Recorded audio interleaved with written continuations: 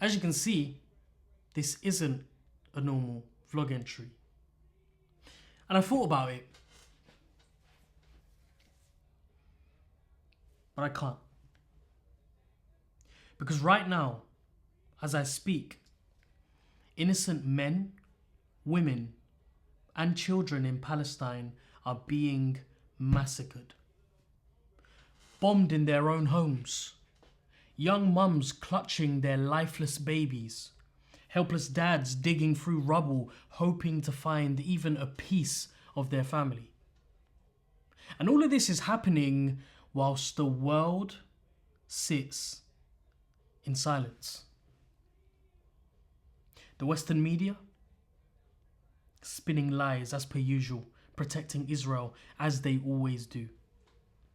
The so-called Muslim leaders, observant, but silent. And what about us? What about the Ummah? What about you? Are we just gonna keep scrolling past genocide? Are we just gonna feel bad for a few minutes and then go back to our lives? How much longer are we gonna pretend this isn't our problem? We sit here watching genocide unfold in real time. And somehow, life carries on as normal. The truth is, this isn't about Palestine. Not really, anyway. Yes, it's a sacred land with people who are set up for failure. But above all, Palestine is a case study. A distinctive symbol of our weakness. A consequence of our disunity, our complacency, our failure to protect our own people. And it's not just physical warfare. It's an intellectual war. A war of information. Understand this. Israel doesn't just kill Palestinians with bombs. They kill them with lies. They control the media. They own the narrative. They use their influence to silence truth and justify murder.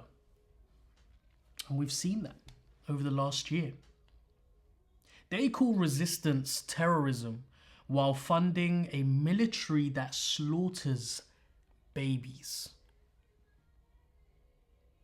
They portray Palestinians as aggressors whilst bombing hospitals, schools, and large apartment buildings which house families.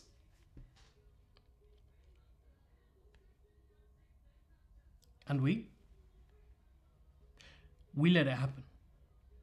We let them define the narrative. We let them silence us. We let them tell us that standing up for Palestine is controversial. When is it going to be enough? If they're using their platforms to justify genocide, we must use ours to expose the truth. Every post, every video, every conversation, it all counts. But here's the real issue. We don't own our systems. And none of this happened by accident. The Zionists had a plan. Over a century ago, Theodor Herzl wrote Der Judenstaat in 1896. In that book was laid the blueprint for a Jewish state.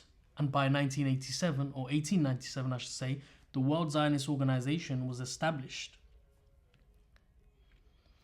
And their one goal? Take control of Palestine and secure Jewish dominance over key global institutions. And they did exactly that. 1917, the Balfour Declaration. A letter from British Foreign Secretary Arthur Balfour to Lord Rothschild promising Palestine to the Zionists. 1948, the Nakba. The forced displacement and massacre of Palestinians, which created the state of Israel. And 1963, arguably the most important one of them all, AIPAC is founded. The most powerful pro-Israel lobbying group controlling US foreign policy to ensure that billions of military aid is being given to Israel. They took control of the media.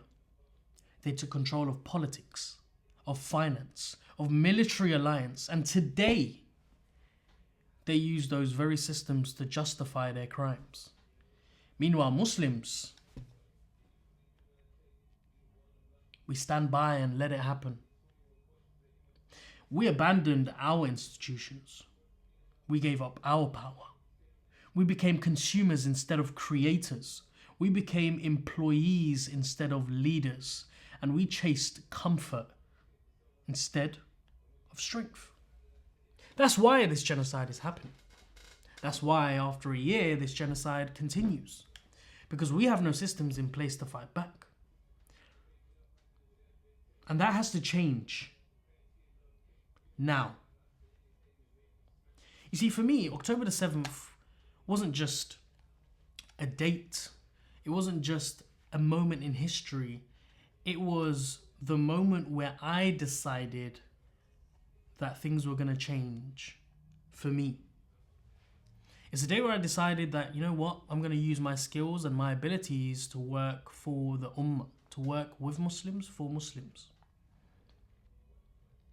Not because I hate non-Muslims, not because I have some sort of an agenda against any other religion or any other belief, but because I love my Ummah enough to dedicate my skills, my energy and my time to at least try to fix the issues we see around us.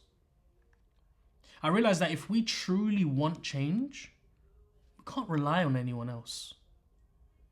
We need to own our issues and we need to overcome them ourselves. We need our own media, our own businesses, our own institutions. We need to control our own narratives because no one else will tell our story.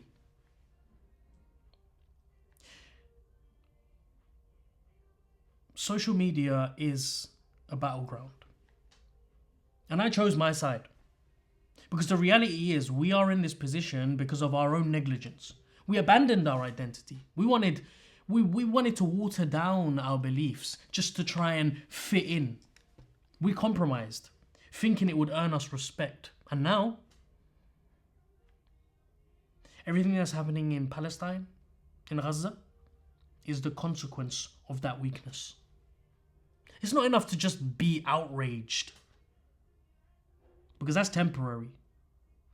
We need to act. And look, I could have filmed a normal vlog today. I could have gone out about my normal day, showcasing all this work and family life and just day-to-day stuff, as if everything was fine. But it's not fine. And if you're watching this, you need to take action today.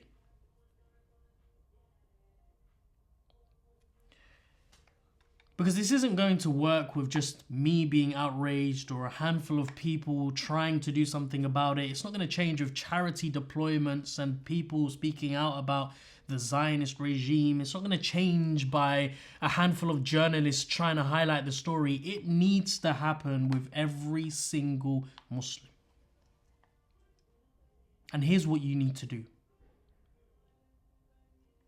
Number one, continue to boycott. This was the start of a movement which was taken seriously.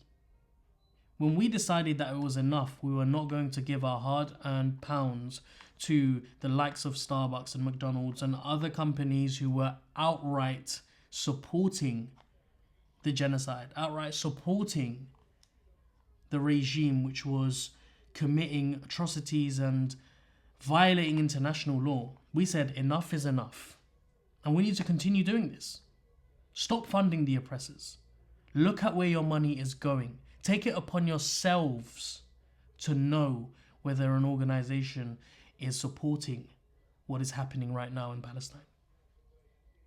Number 2, challenge the pro-Israel narrative. Speak up. Correct misinformation. Don't let Zionist propaganda go unchallenged.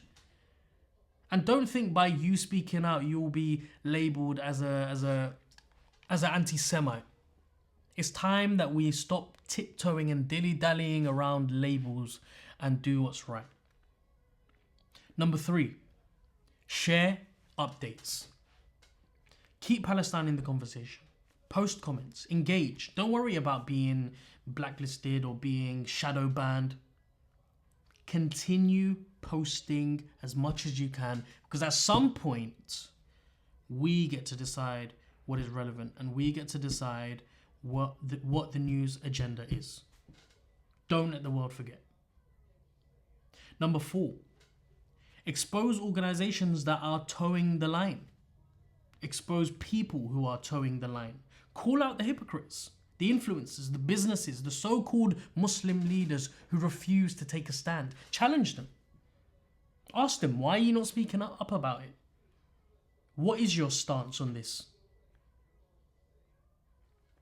Number 5, build Muslim businesses and institutions yourselves. Stop begging for a seat at their table. Stop giving up your precious time, your precious skills and abilities to build theirs. Build your own. Start working for Muslim-led companies. And if there aren't any in your niche, then build one. Bring people together. Have the conversation of building Muslim-led institutions, Muslim-led infrastructure with values that are right, with morals that adhere to the Sunnah, to the Quran. Invest in our own.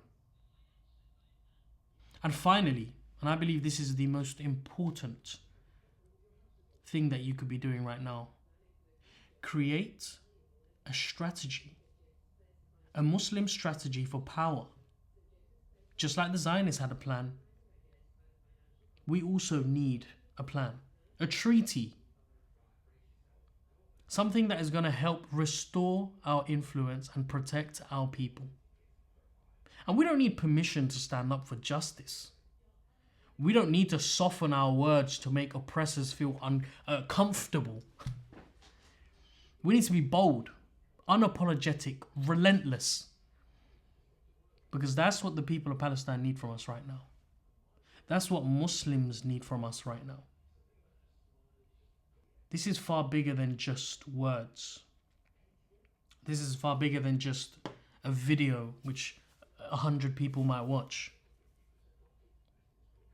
This is about creating a legacy and leaving behind something that is going to grow and manifest for centuries to come.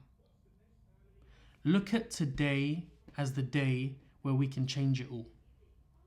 Look at today as the day where you decide to act.